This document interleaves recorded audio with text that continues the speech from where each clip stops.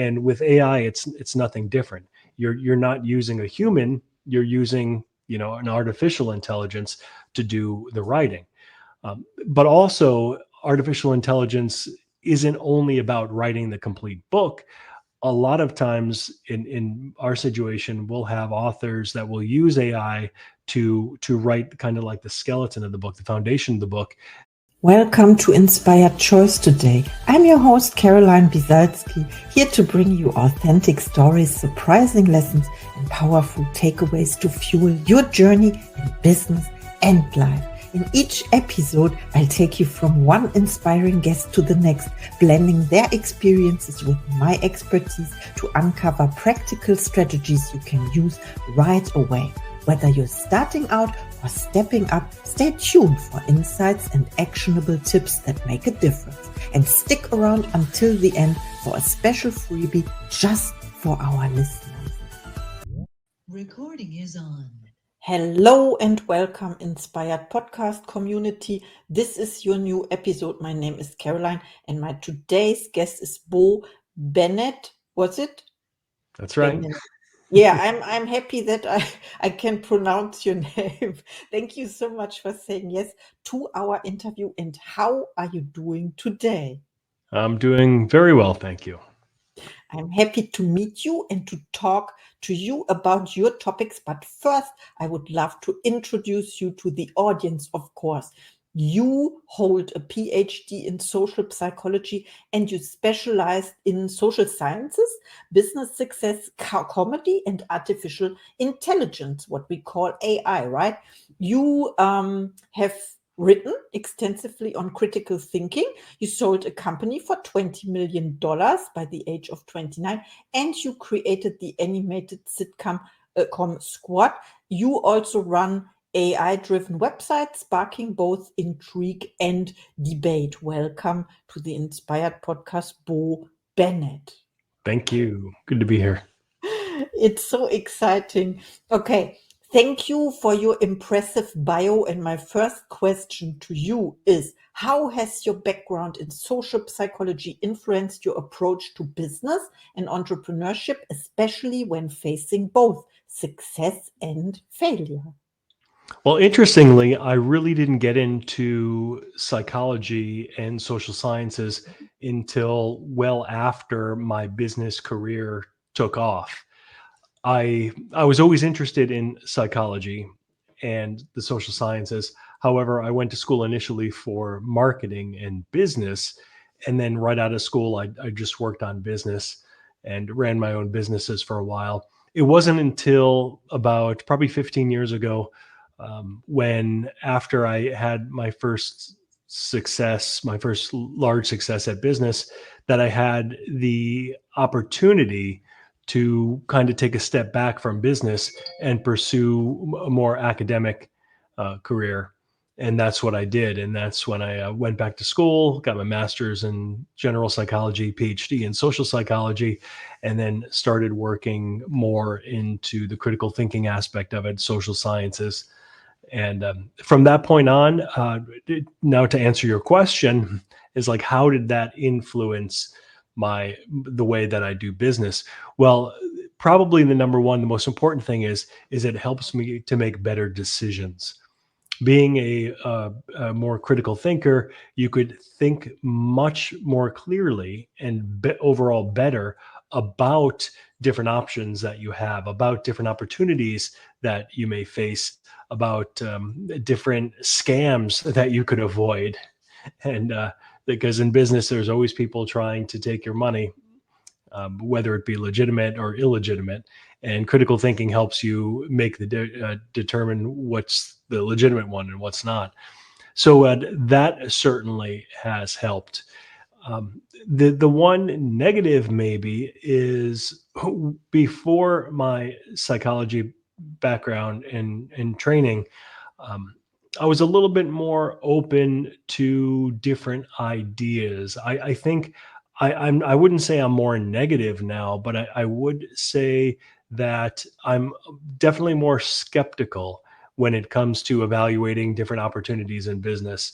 I'm a little bit more of a realist because I know like the data, I know the statistics, and so I kind of pulled myself a little bit down to earth, which could be a good thing, but sometimes it's not a good thing. Sometimes you need that wild, crazy, um, that kind of entrepreneurial spirit where you're willing to risk everything in order to make things happen. So that could be a plus or a minus depending on how you look at it. Oh, I understand. So you had your first business and then you studied psychology to understand more how the mind works, or let's say conscious mind, subconscious, and how to differentiate between you said the people who are worth give them the money, and the takers that you said scam, but yeah. Yeah.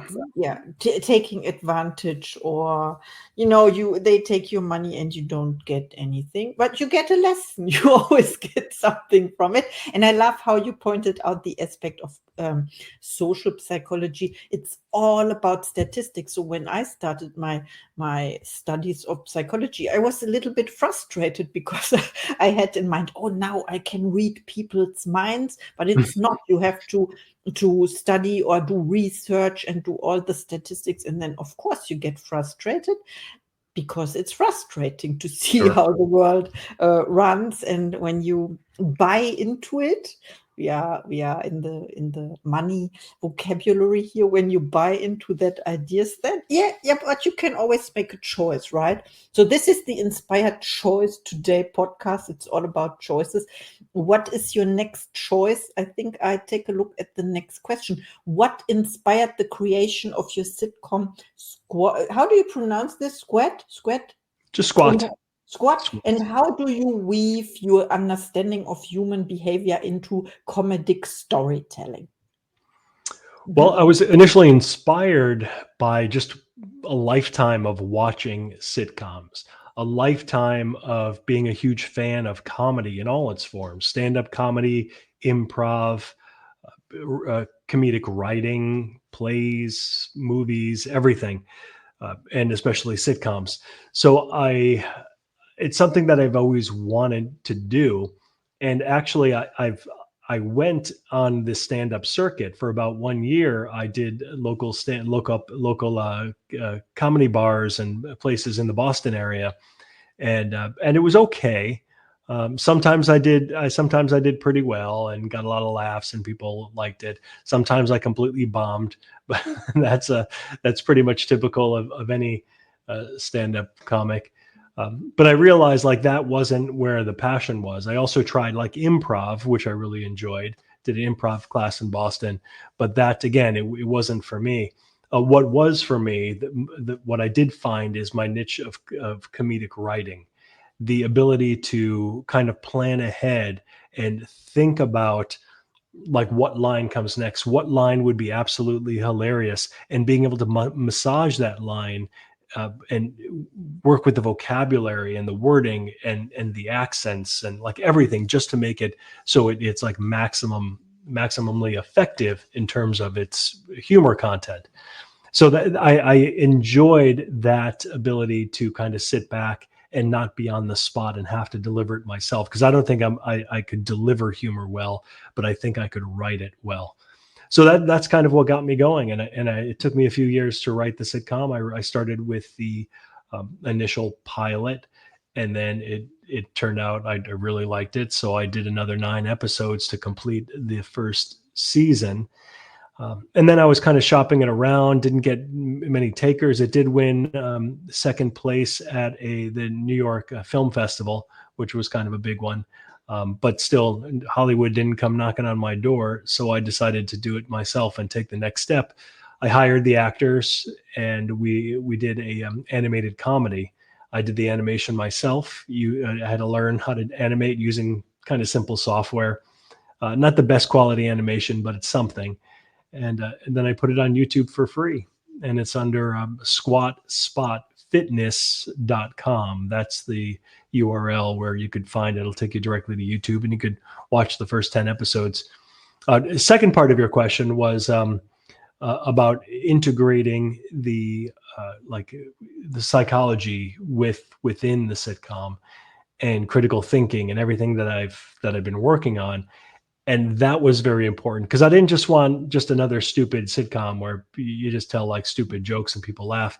I really wanted it to mean something.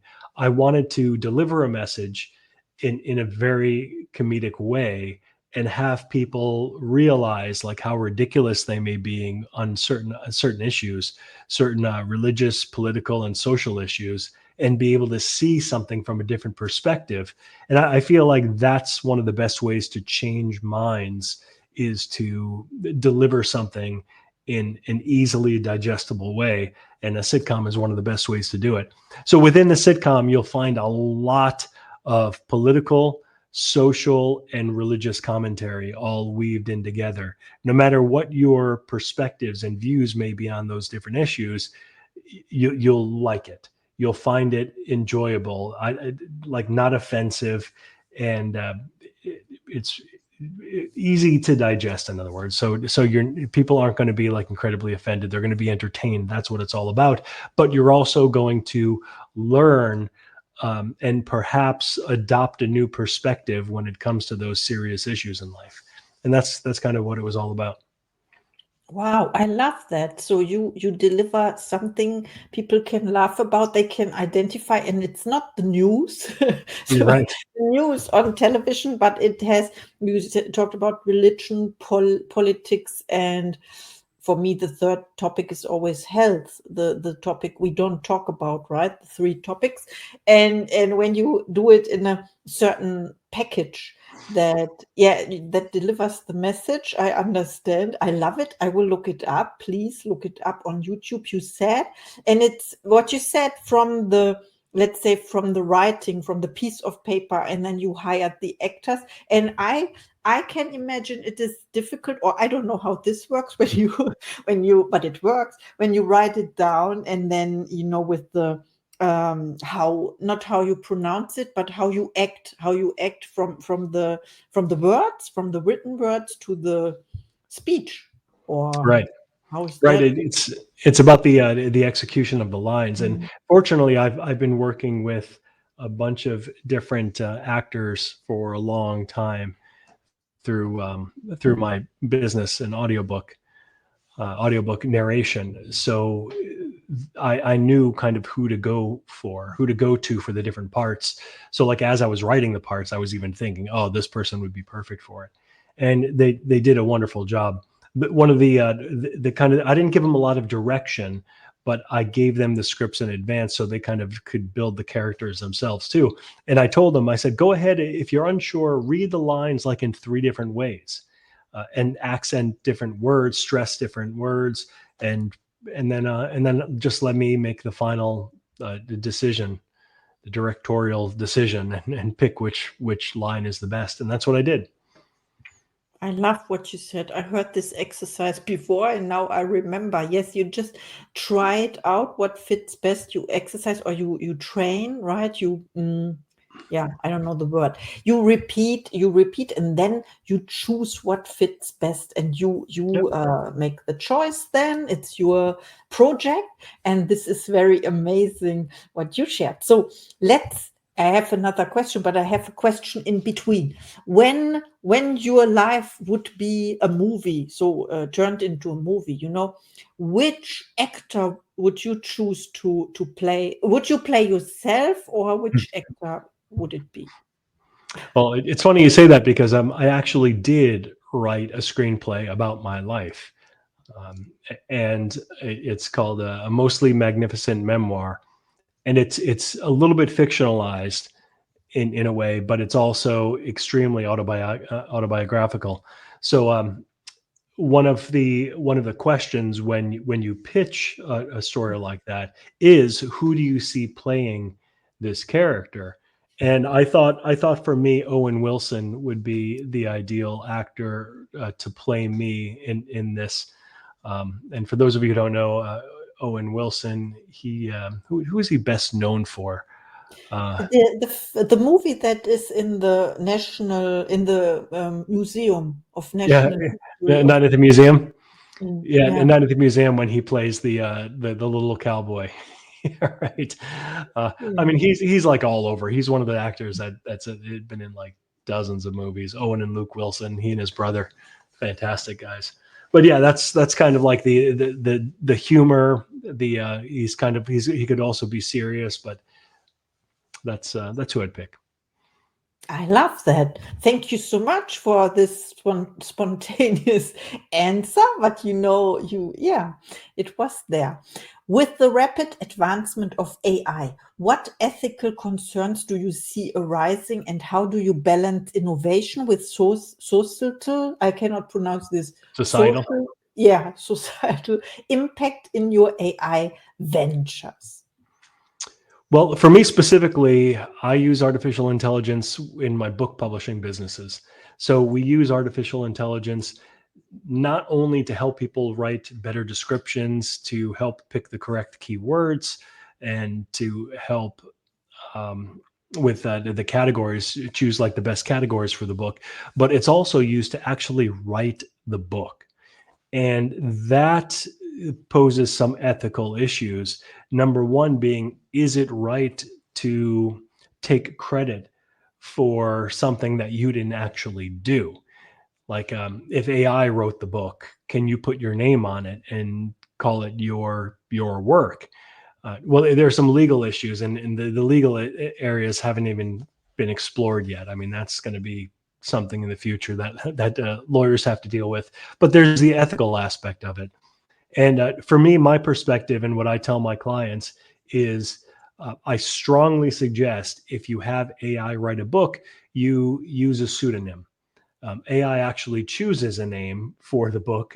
I have it set up that way, so it'll choose a pseudonym, and I think that's honest because you're not putting your name to it. It's just a pseudonym, and this isn't something new. I mean, people have been using ghostwriters for centuries, even where somebody else writes the book and they kind of put their name to it. I mean, it's done all the time. Even for some of the big name authors that actually get the full credit for writing the book, they have teams of editors that drastically change the writing and change things around. And when you listen to an interview of like a big name author, they'll usually tell you like, "Oh, I didn't choose the name of the title. Like I didn't do that," or they change the wording, the content, and they're usually not always 100% happy with the way it turned out. But it was a negotiation basically between them and the publishing house. So there's always a lot of different hands in the pot, and with AI, it's nothing different. You're not using a human; you're using an artificial intelligence to do the writing. But also, artificial intelligence isn't only about writing the complete book. A lot of times in our situation, we'll have authors that will use AI to write kind of like the skeleton of the book, the foundation of the book. They'll take it back, they'll do a whole bunch of editing, putting in their own stories, putting in their own personal touch, and then they put their name on it. And that's just like hiring an assistant basically and having them write some of the mundane connecting verbiage for you that no writer really likes to deal with. So I don't see a problem with that. So at least in my industry, that's kind of where the kind of like the main ethical issue that we have to deal with, and that's my view on it. Oh, thank you for sharing. I was not aware of it so much. I thought like when we do this for a long time already, using or hiring ghostwriters and editors whatsoever, then where is the problem in using AI? It's even better because it's a technology that, let's say, belongs to everyone, or everyone can use it, right? I think it's only, I would say, I cannot say this, but I would say it's maybe jealousy of the people that are able to use it, and when the people complaining are the ones, they are the non-doers. They are like sitting there and watching, consuming and complaining, right? And Yeah. the ones who are creative, then they get blamed for that. But there's a difference between, you want to add something, Yeah, there's a it's difference. interesting that you mentioned the word jealousy, Yeah. because there is a lot of that going on. It's typically it's people who are afraid of AI, that AI is going to take over their jobs. But there also is an aspect of jealousy to it. And I've seen this firsthand, and I see it daily almost, where authors realize that, holy crap, AI does an amazing job, and it can do a better job than I can. And when you have that realization, it's a little bit surprise, a little bit shock and awe, and then also a little bit of jealousy, like, oh darn, I wish I were better. And then you start to, like, you have an inflated view of yourself, and then you put down AI and say AI is garbage, and you start to get irrational and unreasonable. The truth is, and I could tell you this from experience with all thousands of authors I dealt with over the last 14 years or so, that without question, 95% of the work that AI does is better than the average author. So you still have that, like, 5% of the authors who are really good and could capture what they want to say better. And there's one caveat there, that I'm dealing mostly with nonfiction. So I still am not completely happy with AI's output ability to write like an entire fiction novel. There's a lot of human interaction still, and I'm not. It does an okay job, and I think people will buy the books and read them. But I still think the humans have a huge advantage there. But when it comes to nonfiction, that's where AI really shines. Wow, that's a great share. Thank you so much. And I also wanted to add that what I learned about AI is that there are two categories, like the one when you receive help, so to say, when you have a text already and you use it for corrections or translation maybe, and then the other one is AI generated, right? When you just give, you prompt a line or the topic, and AI writes the book or the article. Yeah. What would you say about that? Yeah. So there are two great uses for it. And as you mentioned, one is the generative AI that's more creative, and you spark that with a prompt, you tell it what you want, and then it takes over. But yeah, the other one is just to work with it, kind of like as a partner, as like a virtual assistant. And I do this all the time with ChatGPT. I mean, I use it daily, helping me refine some different ideas, helping me with marketing. Find keywords for Google Ads, and then also with language learning. That's something that I'm really starting to build, like using AI to help build the software to help people learn other languages. And I'm doing that myself by learning my own language, or learning another language, obviously, but using it for myself, and then finding out how we can incorporate AI with it.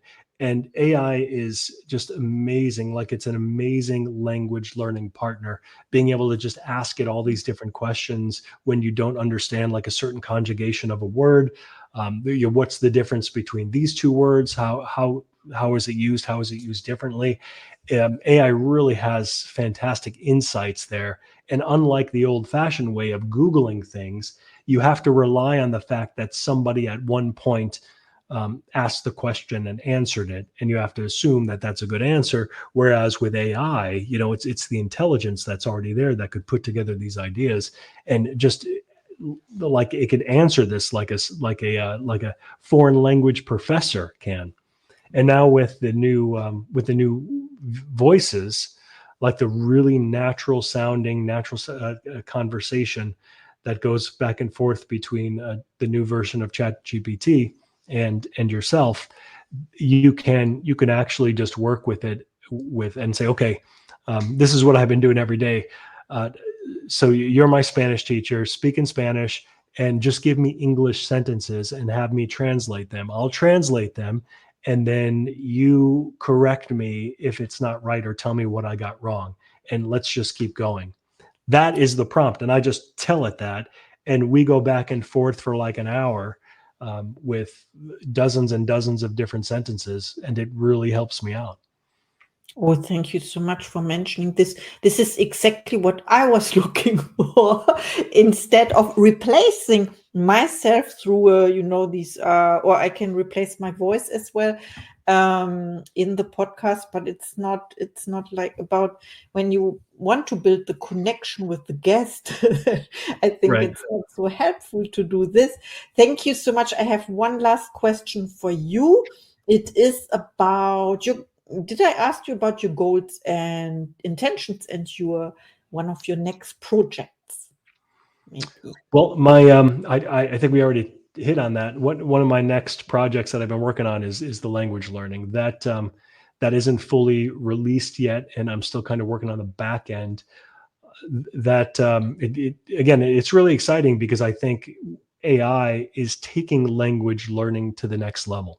And it's kind of like a weird dichotomy here, because in one sense, using artificial intelligence is helping us not have to learn other languages, because we could literally like have the AI out there and work as a translator, and between like any language, hundreds of languages, it does a wonderful job, or at least dozens. I think it's close to 100, whatever.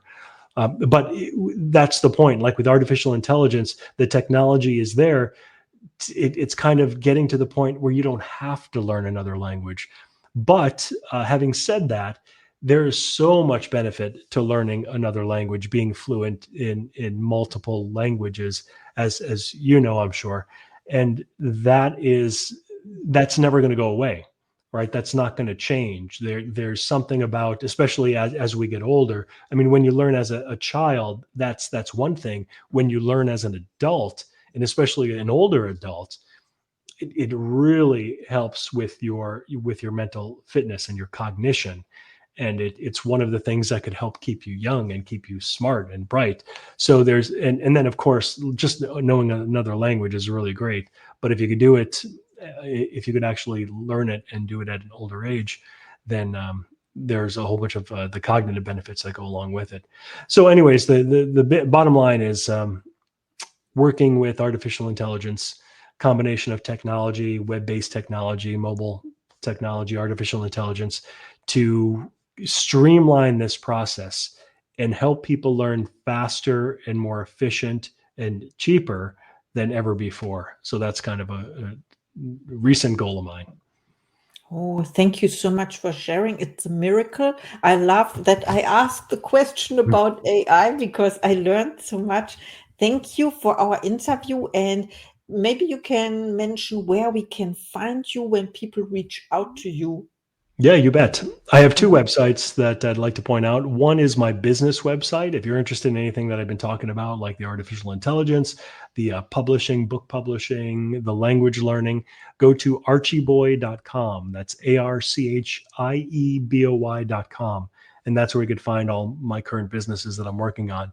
The second is my personal website, where you could find all of the books that I've written about social science, cognition, critical thinking, and similar topics, and even the fun stuff that I was talking about as well, my memoir and the squat, and that's at bobennett.com. That's just my name, Bo, BOBENNETT.com.